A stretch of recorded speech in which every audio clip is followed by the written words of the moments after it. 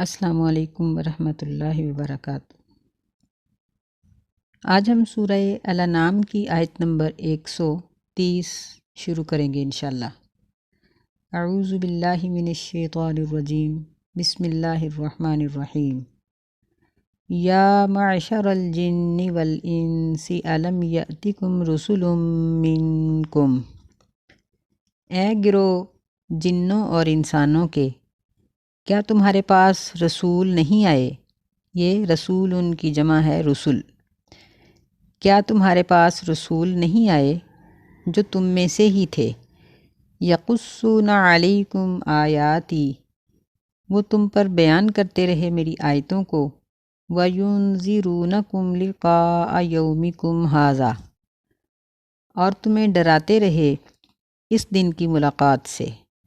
قالوا شہدنا علی انفسنا، مجرم یا مشرک کہیں گے کہ ہم گواہی دیتے ہیں اپنے نفسوں کے خلاف۔ وغرتہم الحیات الدنیا، اور انہیں دھوکہ دیا دنیا کی زندگی نے۔ وشہدوا علی انفسہم انہم کانوا کافرین، اور وہ اپنے ہی نفسوں کے خلاف گواہی دیں گے کہ بے شک وہ کافر تھے۔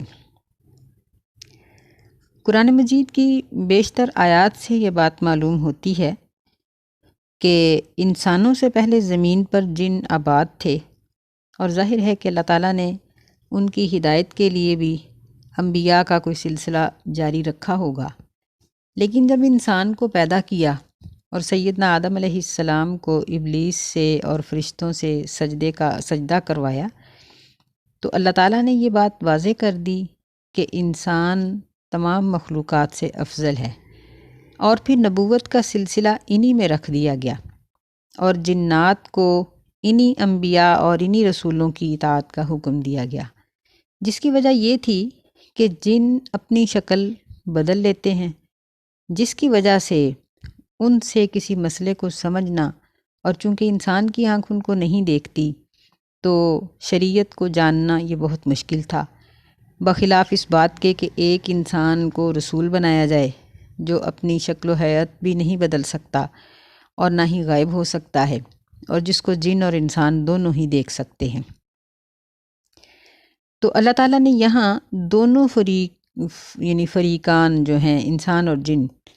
دونوں گروہوں کے بارے میں یہ بات ذکر کی ہے کہ قیامت کے دن اللہ تعالیٰ ان دونوں سے اور ان دونوں کے گمراہوں سے یہ سوال کریں گے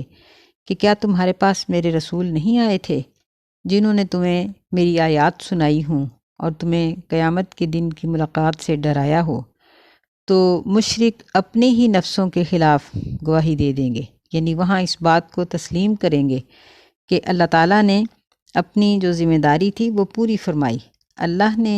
اپنا دین ہم تک پہنچا دیا، لیکن وَشَهِدُوا عَلَىٰ أَنفُسِهِمْ أَنَّهُمْ كَانُوا كَافِرِينَ، یہ لوگ اپنے ہی خلاف گواہی دیں گے کہ یہی کافر تھے، یہی منکر انکار کرنے والے تھے۔ ذَلِكَ أَن لَّمْ يَكُن رَّبُّكَ مُهْلِكَ الْقُرَىٰ بِظُلْمٍ وَأَهْلُهَا غَافِلُونَ، یہ اس لیے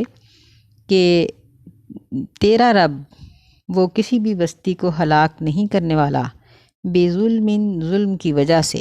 وَأَهْلُهَا غَافِلُونَ، اس حال میں کہ اس کے رہنے والے بے خبر ہوں۔ یعنی یہ بات اللہ تعالیٰ کے اصول میں نہیں ہے، اللہ نے اپنے قانون میں یہ بات نہیں رکھی کہ کسی بستی کو انبیاء بھیج کر متنبع کرنے سے پہلے ان کو ظلماً ہلاک کر دیا جائے، نہیں، اللہ تعالیٰ پہلے اپنے قانون لوگوں کو سکھاتے ہیں اور ان کو اطاعت کا حکم دیتے ہیں، پھر جب وہ انکار کرتے ہیں تو پھر ان کی پکڑ کی جاتی ہے۔ وَلِكُلٍّ دَرَجَاتٌ مِّمَّا عَمِلُوا، اور ہر ایک کے لیے درجے ہیں اس چیز سے جو انہوں نے عمل کیا، یعنی جس طرح جنت کے مختلف درجے ہیں اسی طرح جہنم کے بھی مختلف درجے ہیں، کوئی بہت شدید عذاب میں ہوگا، کوئی اس سے بھی اشد عذاب میں ہوگا، اور کوئی اس سے کم عذاب میں ہوگا۔ ہر شخص کا عذاب اپنے گناہوں کے مطابق ہوگا، پھر جہنم میں ٹھہرنے کا عرصہ بھی اپنے گناہوں کے مطابق ہوگا، کوئی تھوڑا ٹائم ٹھہریں گے، کوئی بہت لمبا عرصہ ٹھہریں گے، کوئی ایسے بھی ہوں گے جو نکلنے والے نہیں ہوں گے، اللہ تعالی ہمیں محفوظ فرمائے۔ وَمَا رَبُّكَ بِغَافِلٍ عَمَّا يَعْمَلُونَ، اور تیرا رب اس چیز سے بے خبر نہیں جو غافل لوگ کرتے ہیں، یعنی اللہ تعالیٰ کو ان لوگوں کے اعمال کا پورا پتہ ہے۔ جو مشرکین جو کچھ بھی کر رہے ہیں اللہ تعالیٰ ان سے بے خبر نہیں ہے۔ وَرَبُّكَ الْغَنِيُّ ذُو الرَّحْمَةِ، اور تیرا رب غنی ہے، بے پرواہ ہے، بڑی رحمت والا ہے۔ یعنی اس کی بے پرواہی کیا؟ اس کی بے پرواہی یہی ہے کہ انسان کی عبادت اس کی حکومت اور بادشاہت میں اضافہ نہیں کرتی۔ نبی صلی اللہ علیہ وسلم کی حدیث ہے، حدیث قدسی ہے، کہ اللہ تعالیٰ فرماتے ہیں کہ اگر تم پہلے پچھلے جن انسان سب ایک میدان میں اکٹھے ہو جاؤ اور ایک کافر دل کی طرح کے ہو جاؤ، یعنی ایک کافر شخص کا دل جو کچھ کرتا ہے سب لوگ اس طرح کے ہو جاؤ، تو یہ چیز میری بادشاہت میں ایک رائی کے دانے کے برابر بھی کمی نہیں ڈالتی۔ اور اگر تم سب اکٹھے ہو جاؤ اور ایک متقی دل کی طرح، یعنی مختلف دل ہوں گے تو مختلف کیفیات ہوں گی، فرمایا ایک متقی دل کی طرح سب ہو جاؤ، تو میری بادشاہت میں اس چیز کا اضافہ نہیں ہے، یعنی مجھے تمہاری عبادت کا نہ نفع ہے اور نہ ہی تمہارے گناہ کا کوئی نقصان ہے۔ پھر اللہ تعالیٰ کی رحمت کیا ہے؟ اللہ کی رحمت ایک تو بہت بڑی یہ ہے کہ اللہ تعالیٰ نے ہمیں دین سکھایا، پھر اس دین کو سمجھنے کے لیے ہمیں عقل اور شعور دیا، پھر کوئی بھی حکم ایسا ہمارے اوپر لاگو نہیں کیا جس کی ہم طاقت نہ رکھتے ہوں۔ جہاں بھی کوئی شخص طاقت نہیں رکھتا وہاں رخصت آ جاتی ہے۔ مثلاً کھڑے ہو کے نماز نہیں پڑھ سکتے، بیٹھ کے پڑھ لو،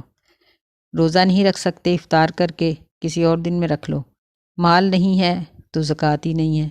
پیسے نہیں ہیں تو حج ہی فرض نہیں ہے، ہر جگہ پر اللہ تعالیٰ نے رخصت دی ہے۔ یہ اللہ تعالیٰ کی بہت بڑی رحمت ہے۔ دوسری اس کی رحمت یہ ہے کہ وہ گناہ گار کو فوراً نہیں پکڑتا بلکہ اس کو ڈھیل دیتا ہے، بلکہ نبی صلی اللہ علیہ وسلم نے فرمایا کہ جب بندہ گناہ کرتا ہے تو فرشتہ جو نیکی لکھنے والا ہے وہ گناہ لکھنے والے کو کہتا ہے کہ ٹھہرو، اسے مہلت دو، ہو سکتا ہے کہ یہ توبہ کر لے۔ اور اگر کسی شخص نے گناہ کی نیت کی لیکن اس پر عمل نہ کیا تو اس کو عمل نہ کرنے کا ایک ثواب دے دیا جاتا ہے۔ اور اگر ایک شخص نیکی کی نیت کرتا ہے لیکن کسی وجہ سے اس پر عمل نہیں کر سکا تو اس کی نیکی کی نیت کا ایک ثواب اس کو دے دیا جاتا ہے۔ دیکھیں کہ کمال رحمت اللہ کی کہ گناہ کی نیت کرنے والے کے لیے ایک گناہ نہیں لکھا گیا بلکہ اس پر عمل نہ کرنے کی وجہ سے ایک نیکی لکھ دی گئی، لیکن نیکی کی نیت کرنے والے نے عمل بھی نہیں کیا اور ایک نیکی بھی مل گئی، کیونکہ اس کی نیت خالص تھی۔ اس نے پہلے نیت خالص کی تھی، بعد میں کوئی مجبوری بن گئی تو وہ اس کو نہیں کر سکا۔ تو یہ سب چیزیں اللہ تعالیٰ کی رحمت کی دلیلیں ہیں۔ إِن يَشَاء يُذْهِبْكُمْ وَيَسْتَخْلِفْ مِن بَعْدِكُم مَّا يَشَاءُ، اگر وہ چاہے تو تمہیں لے جائے اور تمہارے پیچھے لے آئے وہ ما یشاء، جن کو چاہے، یعنی اگر انسان اللہ تعالیٰ کی بات کو نہیں مانیں گے تو اللہ ان کو ختم کر دے گا، مار دے گا، دوسرے انسان لے آئے گا جو اس کی عبادت کرتے ہوں گے، یا ایک ہی موقع پر ایک علاقے کے لوگ اگر اللہ کی بات کو نہیں مانتے تو اللہ دوسرے علاقے کے لوگوں کو اس کے لیے تیار کر دے گا۔ جس طرح مکے والوں نے نبی علیہ السلام کی بات کو جھٹلایا تو اللہ تعالیٰ نے مدینے والوں کو اس بات کی توفیق دے دی۔ پھر دیکھیں کہ قوم موسیٰ علیہ السلام، یعنی موسیٰ علیہ السلام کی قوم نے جب جنگ کرنے سے انکار کیا تو اللہ تعالیٰ نے ان نوجوانوں کو سزا دی کہ وہ ایڑیاں رگڑتے ہوئے 40 سال اس صحرا میں پھرتے رہے اور مر کھپ گئے، اور اللہ تعالیٰ نے دوسری قوم پیدا کی جنہوں نے اس کے حکم کے مطابق اپنے علاقے کو فتح کر لیا۔ یعنی اللہ کے لیے یہ کام کرنا کوئی مشکل نہیں ہے۔ کما انشأکم من ذریۃ قوم آخرین، جس طرح اللہ تعالیٰ نے تمہیں پیدا کیا ہے دوسری قوم کی اولاد سے۔ یعنی مکہ پہلے بے آباد تھا تو اللہ تعالیٰ نے یہاں ابراہیم علیہ السلام کو حکم دیا کہ وہ اپنی بیوی اور بچے کو چھوڑ کے آئے۔ پھر جرہم قبیلے کے لوگ یہاں آئے اور انہوں نے آ کر یہاں رہائش اختیار کی، اور اللہ تعالیٰ نے مکہ کو ان لوگوں سے آباد کر دیا۔ یعنی اللہ کے لیے اس طرح کے کام کرنے کوئی مشکل نہیں ہے۔ انما توعدون لآت، بے شک جس چیز کا تم وعدہ دیے جاتے ہو، لآت وما انتم بمعجزین، وہ ضرور آنے والا ہے، یعنی وہ وقت مقرر لازمی طور پر آئے گا۔ وما انتم بمعجزین، اور تم اللہ تعالیٰ کو عاجز اور بے بس نہیں کر سکو گے، یعنی عذاب کو یا قیامت کو ٹال کے یا بھاگ کے اس سے بچ کر اللہ کو بے بس نہیں کر سکو گے، بلکہ خود بے بس ہو جاؤ گے۔ قُلْ يَا قَوْمِ اعْمَلُوا عَلَىٰ مَكَانَتِكُمْ إِنِّي عَامِلٌ، کہہ دیجئے کہ اے میری قوم تم عمل کرو اپنے طریقے کے مطابق، انی عامل، بے شک میں بھی عمل کرنے والا ہوں۔ فسوف تعلمون من تکون لہ عاقبۃ الدار، پس ان قریب یعنی بہت جلدی تم جان لو گے کہ کس کے لیے آخرت کا اچھا انجام ہے۔ انہ لا یفلح الظالمون، بے شک نہیں فلاح پاتے ظالم۔ یعنی جب نبی صلی اللہ علیہ وسلم کی مکی قوم نے، مکے کے لوگوں نے آپ کا انکار کیا اور اپنے انکار پر ڈٹ گئے،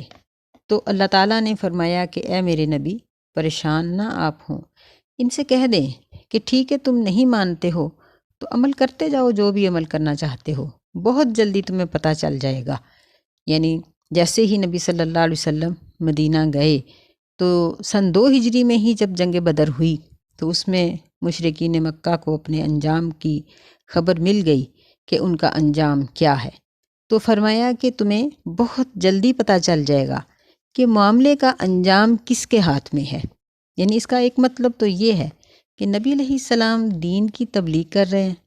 اور تم تبلیغ کو روک رہے ہو، تو دونوں کا انجام کیا ہوتا ہے، دونوں میں سے کون کامیاب ہوتا ہے، یہ تم لوگ بہت جلدی جان لو گے۔ ایک اس کا مطلب یہ ہے کہ مرنے کے بعد تم لوگوں کو پتہ چل جائے گا کہ کامیابی اور بہتر انجام کس کو ملا، مسلمانوں کو یا مشرکین کو۔ فرمایا انہ لا یفلح الظالمون، کہ بے شک جو ظالم لوگ ہیں وہ فلاح نہیں پاتے۔ یعنی ظالم کون ہیں؟ مشرک، شرک کرنے والے لوگ جو ہیں وہ کامیابی نہیں پاتے، وہ دنیا میں ہوں یا آخرت میں ہوں، کہیں بھی ہوں کامیابی ان کا مقدر نہیں ہے۔ وَجَعَلُوا لِلَّهِ مِمَّا زَرَعَ مِنَ الْحَرْثِ وَالْأَنْعَامِ نَصِيبًا، اور انہوں نے مقرر کیے ہر اس چیز سے جس کو اللہ تعالیٰ نے کھیتی میں پیدا کیا تھا، والانعام، اور گھریلو جانور یعنی پالتو چارپائے جو ہوتے ہیں ان میں، نصیباً حصہ۔ فقالوا، پس انہوں نے کہا، ھذا للہ بزعمہم وھذا لشرکائنا، یہ چیز تو ہمارے معبودوں اللہ کے لیے ہے، ان کے اپنے گمان کے مطابق، یعنی شریعت کے مطابق نہیں، اپنے خیال کے مطابق، اور وھذا لشرکائنا، اور یہ چیز جو ہے یہ ہمارے شریکوں کے لیے ہے۔ ان آیات میں اللہ تعالیٰ مشرکین کے صدقہ و خیرات کے بارے میں حلت و حرمت کا تذکرہ کر رہے ہیں کہ ان لوگوں نے اپنی مرضی سے صدقہ و خیرات کے کیا قانون جاری کر رکھے تھے، اور اللہ تعالیٰ ان کے ظلم کو ثابت کر رہے ہیں۔ اس آیت میں ان کا پہلا ظلم تو یہ ثابت کیا گیا ہے کہ یہ لوگ اس بات کو بخوبی جانتے تھے کہ کھیتی باڑی اور ہر چیز کا خالق اللہ ہے، اور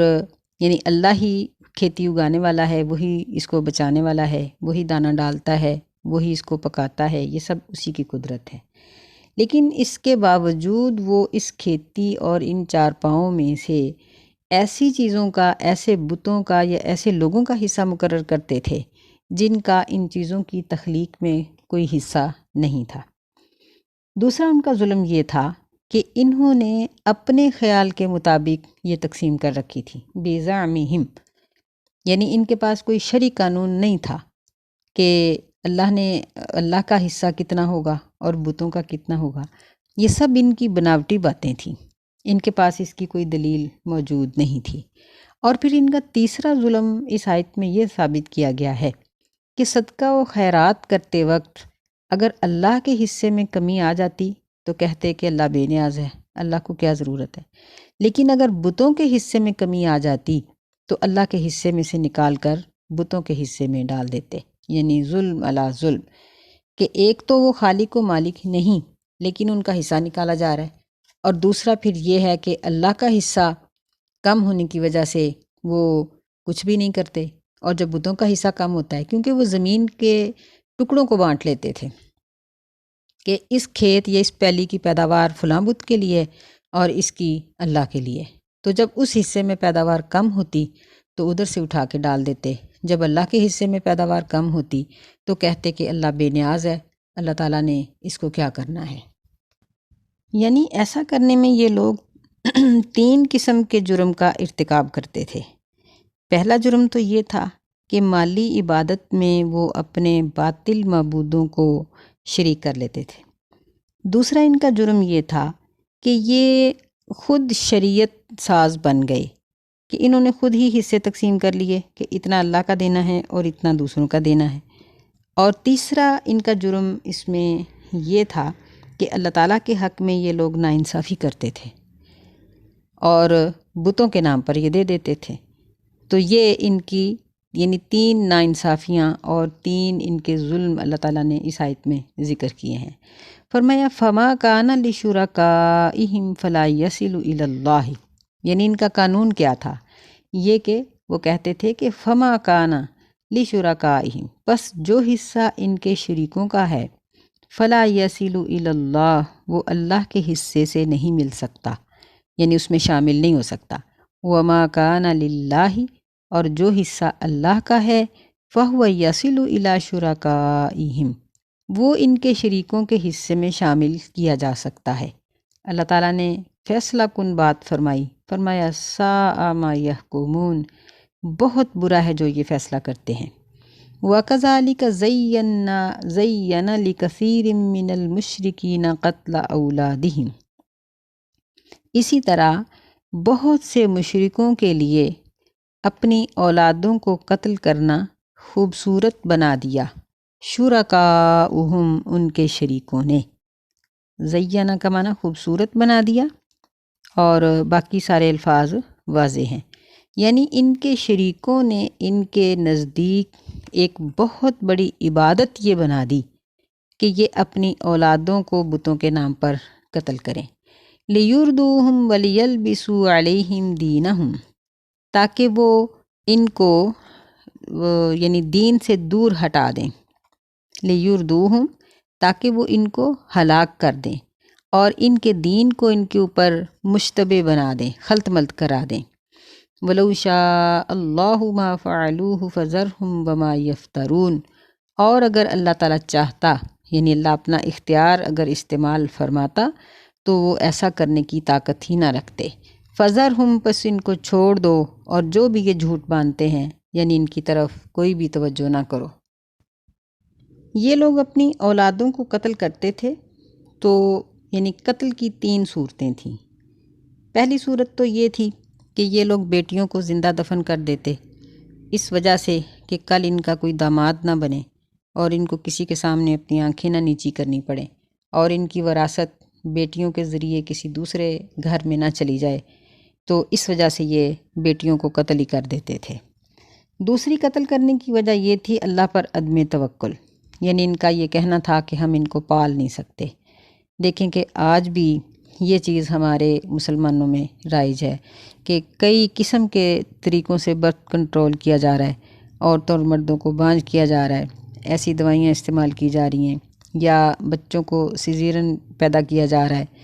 کہ عورتیں اس قابل ہی نہ رہیں کہ زیادہ بچے پیدا کر سکیں۔ یہ ساری ان کی مشرکوں کی چال اور انہی کی پیروی ہے۔ تیسری وجہ یہ تھی کہ یہ لوگ بتوں کے نام پر اپنے بچوں کی منتیں مان لیتے تھے کہ اگر مجھے اتنے بچے ہوں گے تو ایک میں فلاں بت کے نام پر ذبح کر دوں گا۔ اب یہ بات سوچنے کی ہے کہ اگر ایک شخص اپنے بچے کو کسی بت کے نام پر ذبح کر کے آتا ہے تو کیا وہ اس کا گوشت کھاتے ہیں، یا یعنی ان کو کیا فائدہ ہوتا ہے؟ فائدہ ان کو یہ ہوتا تھا، وہ ذبح ہونے والے بچے کو کھاتے نہیں تھے، ان کے جو بتوں کے مجاور تھے نا وہ ان کو کھاتے نہیں تھے، بلکہ ان کو یہ فائدہ ہوتا تھا کہ جب ایک شخص اپنے لخت جگر کو ان کے در پر اور ان کی دہلیز پر ذبح کراتا ہے تو اب وہ ان کو چھوڑ نہیں سکتا، یعنی اپنی مریدی پکی بنانے کے لیے اور اس شخص کو پکا ٹھکا اپنا پیروکار بنانے کے لیے انہوں نے یہ حربہ اختیار کر رکھا تھا کہ ان کو اس بات پر آمادہ کرتے تھے کہ تم ہمارے نام پر اپنے بچوں کو ذبح کرو۔ اللہ رب العزت فرماتے ہیں کہ اگر اللہ ان کو اس بات سے روکنا چاہتا، یعنی چھٹی نہ دیتا، چھوٹ نہ دیتا، اختیار نہ دیتا، تو اللہ تعالیٰ اس کام کو کر سکتا تھا۔ یعنی ان کا ایسا کرنا اللہ کی کمزوری نہیں ہے، بلکہ اللہ تعالیٰ کی طرف سے ڈھیل ہے اور ان کو وہ پکڑے گا۔ اس کو ہم ایسے ہی سمجھ سکتے ہیں کہ جس طرح امتحان گاہ میں ایک اسٹوڈنٹ بیٹھا ہے، پیپر کے اوپر وہ سوالات کو غلط حل کر رہا ہے، ٹیچر دیکھ رہا ہے کہ اس کے سوالات کے جوابات غلط ہیں، لیکن وہ نہیں روکتا کہ بھئی ٹھیک ہے، بچے کو اختیار ہے کہ وہ اس کا جواب غلط لکھے یا صحیح، تو پھر اس کے رزلٹ میں اس کو اس کا نتیجہ بتا دیا جاتا ہے، رزلٹ دے دیا جاتا ہے کہ تم نے کون سی غلطی کی اور تمہیں یعنی کامیاب کیا گیا یا فیل کر دیا گیا۔ ایسے ہی اللہ تعالیٰ نے اس دنیا کو ہمارے لیے امتحان گاہ بنایا ہے۔ یہاں اگر کوئی گناہ کرنا چاہتا ہے تو اللہ اس کی مدد نہیں کرتا، بلکہ اس کو ڈھیل دے دیتے ہیں اللہ تعالیٰ، اور شیطان اس کو تھام لیتے ہیں۔ اور اگر کوئی نیکی کرنا چاہتا ہے تو اس کو اللہ تعالیٰ خود اپنی نگرانی میں رکھتے ہیں اور فرشتے اس کا ساتھ دیتے ہیں۔ یہ اللہ تعالیٰ کا قانون ہے جو قرآن مجید میں کئی جگہوں پر کئی طریقوں سے بیان کیا گیا ہے۔ آگے ان کے عقیدے کی مزید وضاحت کرتے ہوئے فرمایا وَقَالُوا هَٰذِهِ أَنْعَامٌ وَحَرْثٌ حِجْرٌ، اور انہوں نے کہا کہ یہ چارپائے اور کھیتی روک دی گئی ہے، لا يطعمها الا من نشاء بزعمهم، ان کو کوئی بھی نہیں کھا سکتا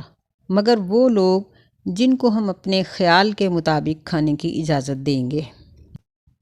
وَأَنْعَامٌ حُرِّمَتْ ظُهُورُهَا، اور چارپائے جن کی پشت سواری کے لیے حرام کر دی گئی، یعنی وہ جانور ہوتے تھے جن کو بتوں کے نام پر چھوڑ دیا جاتا تھا اور ان کے مالک بھی ان کے اوپر سواری نہیں کر سکتے تھے سوائے مجاوروں کے۔ وَأَنْعَامٌ لَا يَذْكُرُونَ اسْمَ اللَّهِ عَلَيْهَا افْتِرَاءً عَلَيْهِ، اور ایسے چارپائے جن پر وہ اللہ کا نام نہیں لیتے، افتراءً علیہ، اللہ پہ جھوٹ باندھتے ہوئے، یعنی بتوں کے نام پر جن کو ذبح کرتے ہیں۔ فرمایا سیجزیہم بما کانوا یفترون، ان قریب اللہ تعالیٰ ان کو اس چیز کا بدلہ دے گا جو بھی وہ جھوٹ باندھتے تھے، افتراء کرتے تھے، بہتان لگاتے تھے۔ وقالوا ما فی بطون هذه الانعام خالصۃ لذکورنا ومحرم علی ازواجنا، اور انہوں نے کہا، یعنی یہ بھی ان کی جہالت کی ایک صورت تھی کہ انہوں نے کہا ما فی بطون هذه الانعام، جو بچہ ان چار پاؤں کے پیٹ میں ہے وہ ہمارے مردوں کے لیے خالص ہے اور ہماری عورتوں پر حرام ہے۔ وَإِن يَكُن مَيْتَةً فَهُمْ فِيهِ شُرَكَاء، اور اگر وہ بچہ یعنی جانور کو ذبح کیا اور اس کے پیٹ میں بچہ تھا، اگر وہ زندہ نکلے گا تو مرد کھائیں گے۔ وَإِن يَكُن مَيْتَةً، اگر وہ مردہ ہوگا، فَهُمْ فِيهِ شُرَكَاء، تو اس میں عورتیں بھی اور عوام بھی سب شریک ہو سکتے ہیں، سب کھا سکتے ہیں۔ سَيَجْزِيهِمْ وَصْفَهُمْ إِنَّهُ حَكِيمٌ عَلِيمٌ، اللہ تعالیٰ بہت جلدی ان کو ان کی کارکردگی کا بدلہ دے گا کہ بے شک وہ حکمت والا اور بہت زیادہ علم رکھنے والا ہے۔ یعنی تعجب کی بات ہے کہ یہ ساری صورتیں انہوں نے اپنے پاس سے بنا رکھی تھیں، ان کے پاس دین کی کوئی دلیل نہیں تھی کہ جس کی بنا پر وہ یہ بات کہتے کہ اس جانور پر سواری کرنا اللہ نے حرام کیا، یا اس کا دودھ پینا اللہ نے حرام کیا، یا یہی چیزیں آج ہمارے جاہل مسلمانوں کے اندر بھی موجود ہیں۔ اللہ تعالیٰ یہ فرماتے ہیں، اگلی آیات میں اس کی وضاحت آ جائے گی کہ جس چیز کا ایک حصہ ایک شخص کے لیے حلال ہے تو دوسرا حلال کیوں نہیں ہے؟ اس کی حرمت کی وجہ کیا ہے؟ اللہ تعالیٰ نے جن چیزوں کو بھی حرام کیا ہے ان کی حرمت کی وجوہات بیان کی ہیں، اور سائنس آج کل اس بات کو ظاہر کر رہی ہے اور اس بات کو وہ بیان کر رہی ہے کہ اللہ نے جن چیزوں کو حرام قرار دیا ہے، جن جانوروں کو حرام قرار دیا ہے، ان جانوروں کے اندر انسان کے لیے کیا کیا نقصانات ہیں۔ اور جن کو نہیں حرام قرار دیا، جو ہمارے لیے حلال کہی گئی ہیں چیزیں، ان میں انسانوں کے کیا فوائد ہیں۔ لیکن تعجب کی بات ہے کہ ایک گائے وہ عام لوگوں کے لیے حلال ہے، لیکن ایک وہ گائے جس پر کسی بت کا نام لے دیا گیا ہے وہ عام لوگوں کے لیے حرام ہو جاتی ہے۔ تو اس کی حرمت کی کیا وجہ ہے؟ یعنی تعجب کی بات ہے کہ اگر ایک جانور کا دودھ ہم مہینے کے 30 دنوں میں سے 29 دن پی سکتے ہیں تو 11 تاریخ کو کیوں نہیں پی سکتے؟ ایک سوچنے کی بات ہے نا، کہ اس کی دلیل کیا ہے ہمارے پاس کہ 11 تاریخ کا دودھ جو ہے وہ ہم فلاں کے نام پر دے دیں گے۔ مسلمانوں کے اندر بھی اب اس طرح کی بہت سی جہالتیں آ چکی ہیں۔ وہ لوگ جو آستانوں کی پوجا کرتے ہیں اور ان کے نام کی نظریں دیتے ہیں، ان سے پوچھ کے دیکھیں کہ نماز بھی وہ نہیں پڑھتے، زکوٰۃ وہ نہیں دیتے، اگر حج کر آتے ہیں تو وہاں جا کر بھی شرکی کرتے ہیں، اور البتہ ورنہ وہ جاتے ہی نہیں، ان کے حج بھی ادھر ہی ہیں۔ وہ کہتے ہیں کہ مکہ تو بہت دور ہے، پاکستان میں ہی ہم کریں گے۔ اور یہ صرف پاکستان میں نہیں، پوری دنیا پر بہت سے قسم کے شرک اور شرکوں کے بہت سے اڈے بنا رکھے ہیں لوگوں نے۔ یہ سب پیٹ کا دھندا ہے، ان میں شریعت کی کوئی بھی دلیل ان لوگوں کے پاس موجود نہیں۔ اللہ تعالیٰ ان آیات میں ہمیں یہی بات سمجھا رہے ہیں۔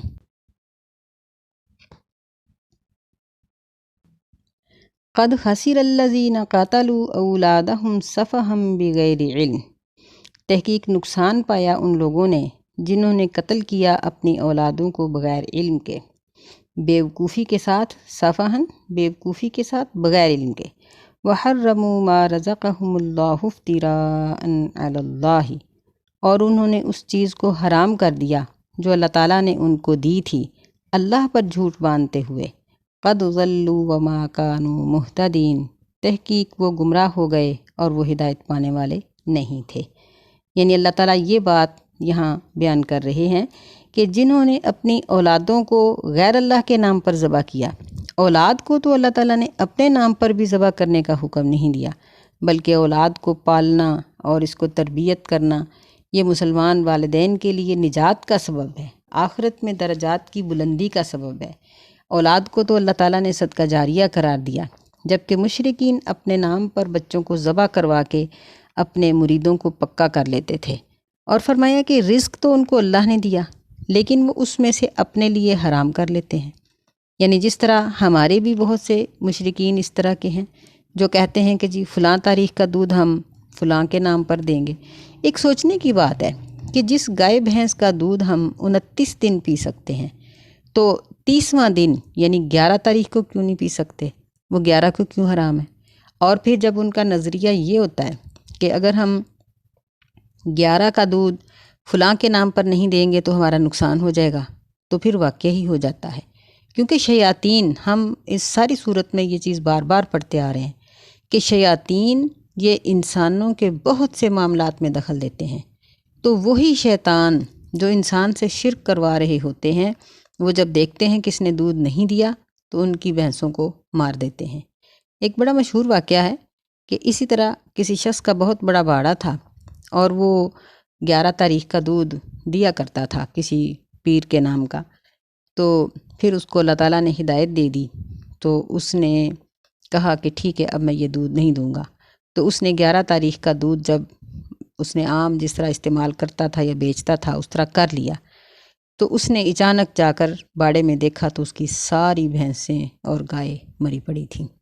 وہ اپنے مولانا کے پاس گیا اور کہنے لگا کہ دیکھیں آپ کے کہنے پر میں نے یہ کام چھوڑا ہے، دیکھیں میرا کتنا نقصان ہو گیا۔ تو وہ مولانا جو تھے ان کے بارے میں کہا جاتا ہے کہ وہ آیت الکرسی پڑھتے اور پڑھ کر ایک بھینس کو پھونک مار کے اسے یعنی ٹھوکر مارتے پاؤں کے ساتھ اور اسے کہتے کہ اٹھ جاؤ، تو وہ اٹھ جاتی۔ تو اس طرح پھر دوسری تیسری اس کی تمام بھینسیں جو تھیں نا وہ زندہ سلامت اٹھ گئیں۔ اللہ تعالیٰ نے اس کو ہر قسم کے نقصان سے بچا لیا۔ تو جب انسان کا نظریہ یہ ہوتا ہے کہ میں یہ شرک نہیں کروں گا تو میرا نقصان ہو جائے گا، تو شیاطین اس کا وہ نقصان کرتے ہیں۔ اگر وہ اس بات پر پابند ہو جائے کہ میں چاہے میرا نقصان ہو یا نفع میں شرک نہیں کروں گا، تو یہ ختم ہو جاتا ہے نقصان۔ اور پھر یہ ہے کہ آیت الکرسی یہ سب سے بڑا ہتھیار ہے۔ اللہ تعالیٰ نے اس میں بڑی تاثیر رکھی ہے۔ جس چیز میں بھی خطرہ محسوس ہوتا ہے اس کے اوپر آیت الکرسی پڑھ کے پھونک مار دو۔ بہرحال ان تمام آیات میں اللہ تعالیٰ نے یہ چیز ہمارے سامنے بیان کی ہے کہ مشرکین کے عقیدے، ان کے تہوار، ان کی نظر و نیاز، ان کی جو منتیں مانی جاتی ہیں اور جو چڑھاوے چڑھائے جاتے ہیں، یہ سب چیزیں مالی عبادت کے اندر اللہ کے ساتھ شرک ہیں، اور یہ لوگ اپنے آپ کو شریعت ساز بناتے ہیں، جو اللہ تعالیٰ کے لیے اللہ تعالیٰ اس بات کو سخت برا سمجھتے ہیں۔ ہم پیچھے یہ آیت پڑھ آئے ہیں کہ وَمَنْ أَظْلَمُ مِمَّنِ افْتَرَىٰ عَلَى اللَّهِ كَذِبًا، کہ جو اللہ پہ جھوٹ باندھتا ہے یا یہ کہتا ہے کہ میں بھی اس طرح کا قرآن اور اس طرح کا قانون بنا سکتا ہوں، یا کہتا ہے کہ مجھ پہ وحی آتی ہے، اس سے بڑا ظالم کون ہے؟ اور ایسے لوگوں کو موت کے وقت بھی شدت کا عذاب، اور جہنم کے اندر بھی یہ لوگ بدترین عذاب کے اندر مبتلا ہوں گے۔ تو اللہ تعالیٰ ہمیں اپنی رحمت سے صدقات و خیرات میں ہر قسم کے شرک اور ہر قسم کی خرافات سے بچنے کی توفیق عطا فرمائے، اور ہمیں توفیق دے کہ ہم صدقہ و خیرات صرف اس کے بتائے ہوئے اصولوں کے مطابق کریں۔ آمین یا رب العالمین۔ السلام علیکم ورحمۃ اللہ وبرکاتہ۔